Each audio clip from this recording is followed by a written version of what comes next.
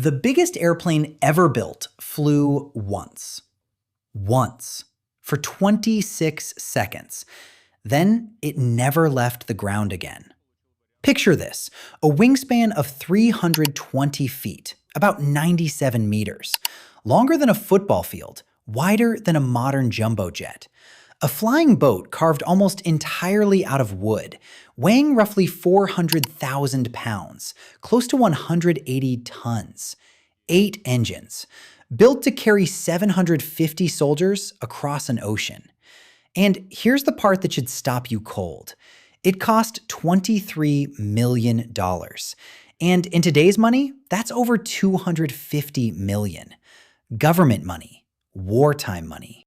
For a machine that flew exactly 1 mile, about 70 feet off the water, 21 meters, and then was locked in a climate-controlled hangar for the rest of one man's life. Why would anyone build the largest aircraft in history and then refuse to fly it? And why pay a crew for decades to keep it ready for a takeoff that would never come? Stay with me.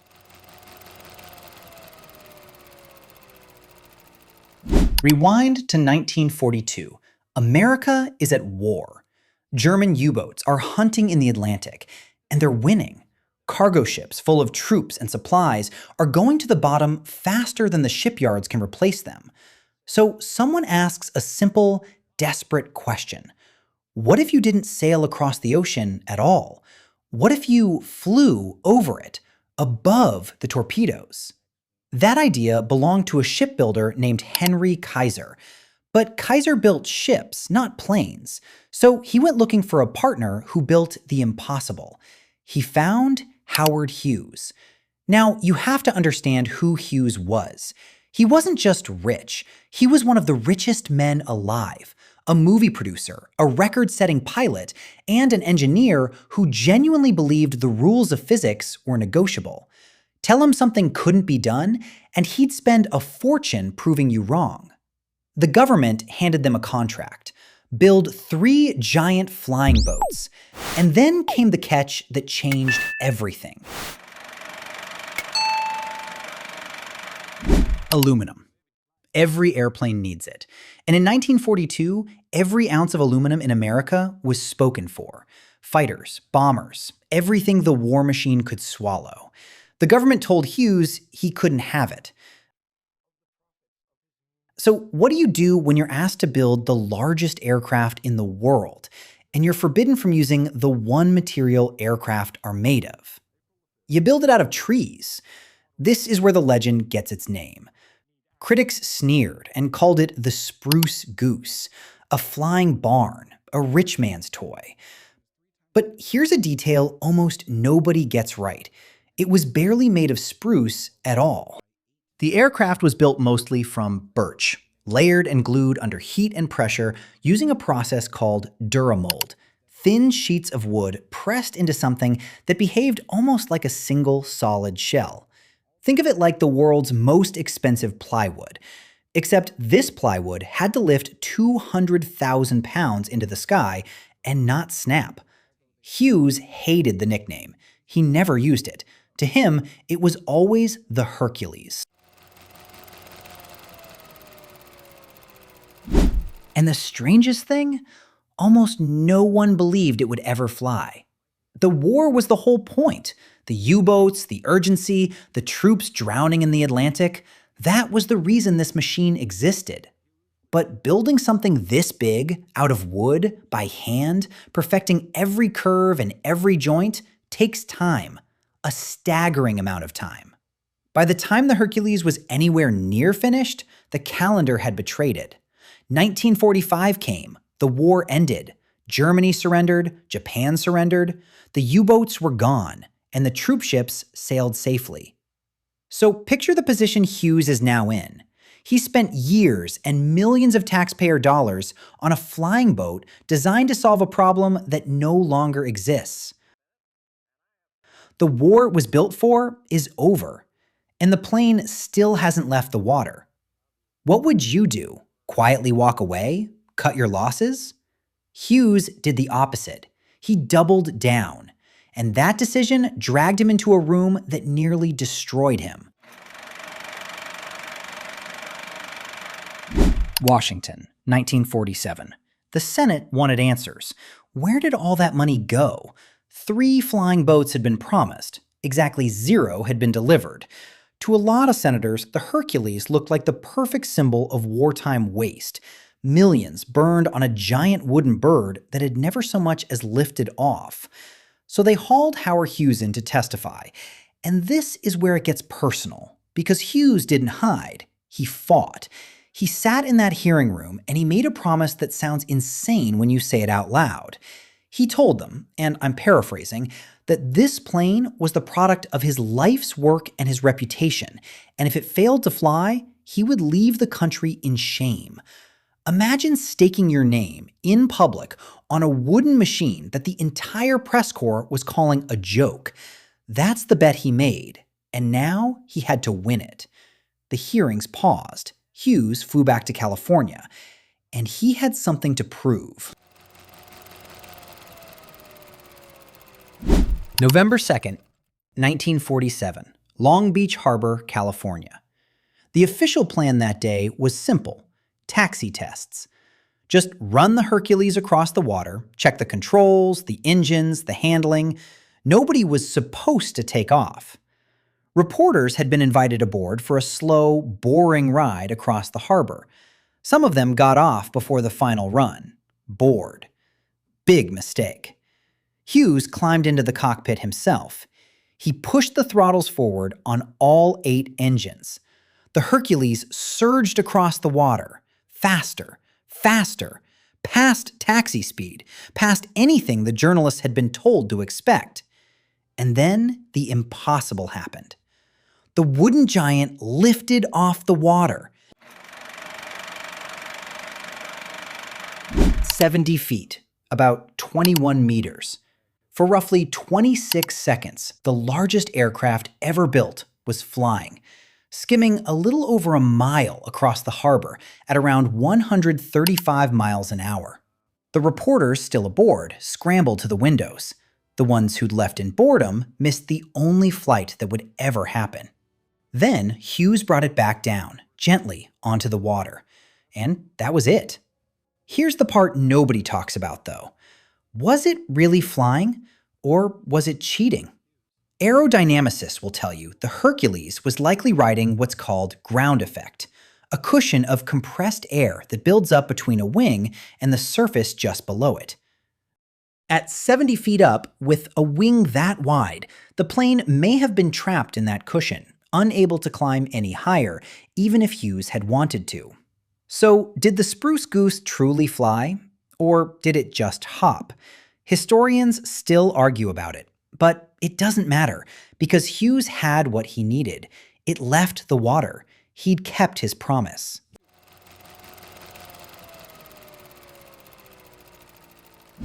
And then, nothing. Think about that. The plane proved itself. The man won his bet. The cameras got their shot. The logical next step is obvious. Fly it again. Test it higher, longer. Prove it can really cross an ocean. He never did.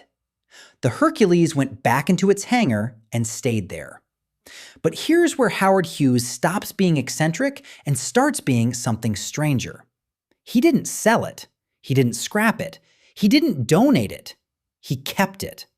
And not just kept it, he kept it alive. He built a special climate-controlled hangar to protect the wood. He paid a full-time crew, year after year, to maintain the engines and keep the Hercules ready to fly at a moment's notice. A moment everyone knew would never come. Why would a man pay people for decades to babysit a plane he'd never use again? Maybe because it was never really about flying. Look at what the Hercules actually was by the 1950s. The war was a memory. Cargo planes made of metal could already do the job. As a piece of transportation, the Spruce Goose was obsolete the day it was finished. Hughes knew that better than anyone. But it was proof. Proof that the man mocked in front of the United States Senate had been right. proof that he could conjure the largest flying machine on Earth out of birch and stubbornness. As long as that plane sat ready in its hangar, Hughes had won the argument forever.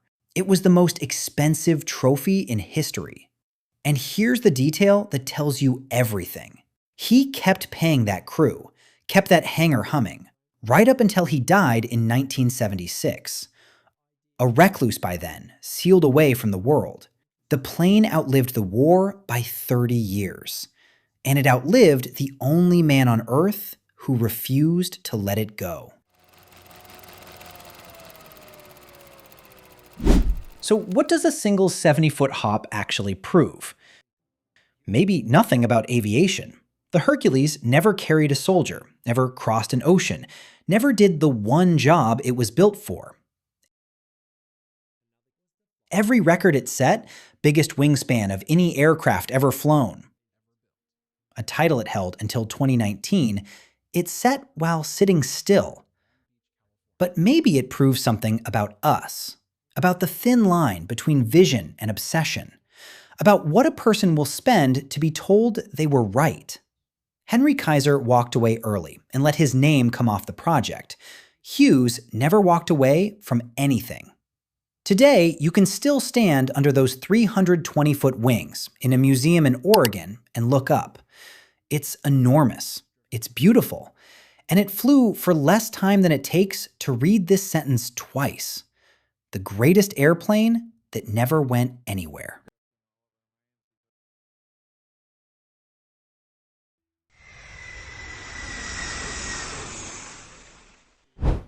These giants used to rule the sky. Now, they're rotting in the desert. Rows of the biggest passenger planes ever built parked in the sand, waiting to be cut apart for scrap.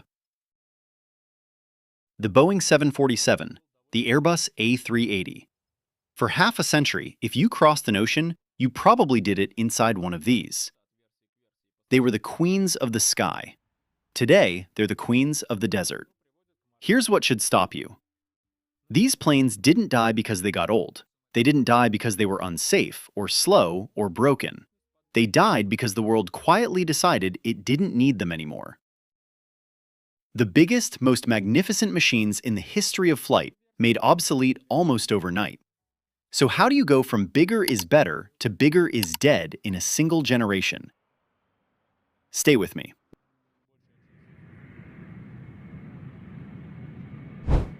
To understand the fall, you have to understand why they were ever built. Go back to the 1960s. Air travel is exploding. Passenger numbers are growing 10, even 20% every single year. Picture the airports of that era, places like Los Angeles, completely jammed, more planes than the runways can handle. But every airliner back then is small, a narrow tube, a single aisle, maybe 150 seats at most. And the airlines hit a wall. The biggest cities, New York, London, Tokyo, have nowhere to put new runways. You can't bulldoze Manhattan. You can't tear down half of Tokyo. So what do you do when the planes are full and there's nowhere left to build? There's only one way out. If you can't build more planes, you build bigger ones. And nobody is about to build them bigger than Boeing.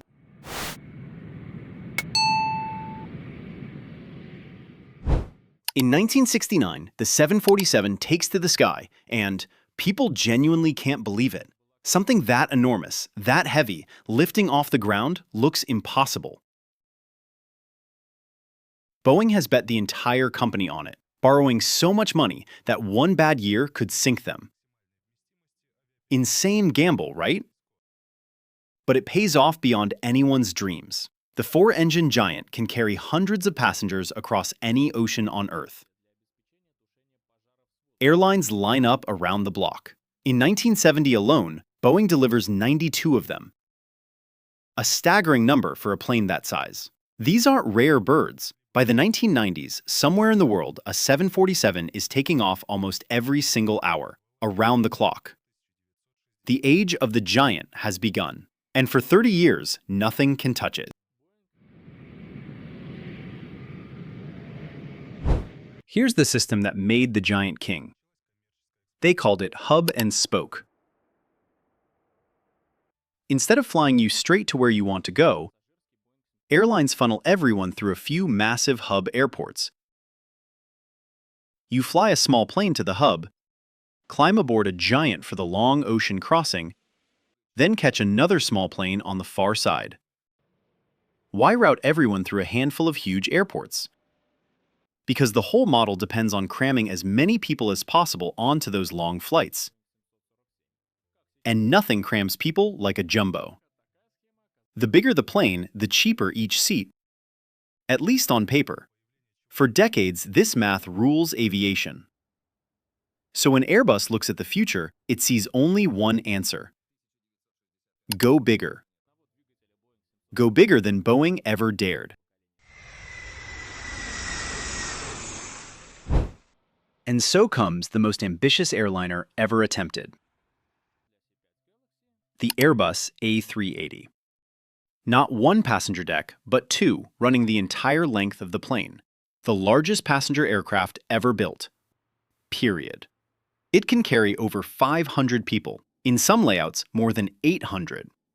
Airbus pours years and tens of billions of dollars into it, betting that the future belongs to ever bigger machines flying between ever bigger hubs. It's a cathedral with wings. Lounges, bars, even showers in the sky. But here's a detail most people miss. The A380 is so massive that most airports can't even handle it. They have to rebuild gates, widen taxiways, reinforce runways just to let it land. So from day one, this plane can only fly between a handful of giant airports on Earth. When it first flies in 2005, it still looks like the future made real. So what could possibly go wrong with the biggest plane in history? Everything. Because the ground is already shifting beneath Airbus, and they can't see it yet.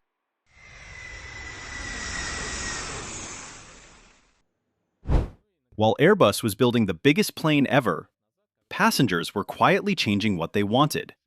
And what they wanted was simple. They didn't want the hub. Think about your own travel for a second. Would you rather fly straight to where you're going, or stop halfway, drag your bags through a giant airport, and wait for a second flight? Of course you want the direct one. Everybody does. The hub was never something travelers loved. It was something they tolerated because the technology gave them no choice. But that was about to change. And the change came from the one place the giants could never follow: the engines.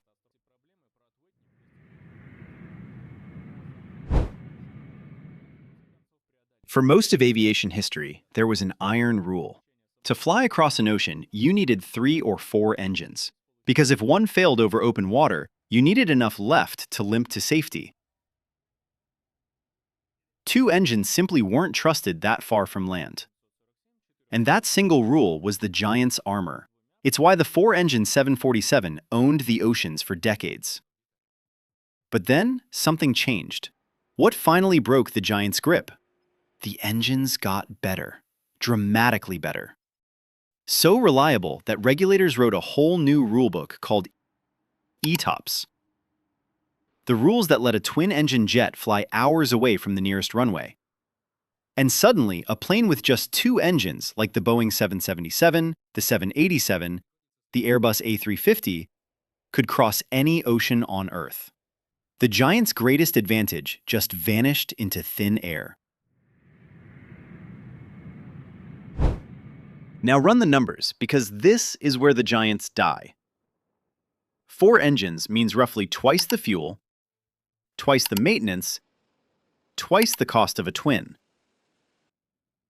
And a giant only makes money when it's nearly full. Leave a quarter of those 500 seats empty, and the whole flight bleeds cash. But a smaller twin-engine jet? It turns a profit even half full. And it can fly point to point, straight from a smaller city to another smaller city, skipping the hub entirely. Think about what that unlocks. An airline can open a brand new direct route without betting on filling a monster. The giant needs a flood of passengers funneled into a single plane. The twin just needs enough. In a world of direct flights, bigger isn't an advantage anymore. It's a trap.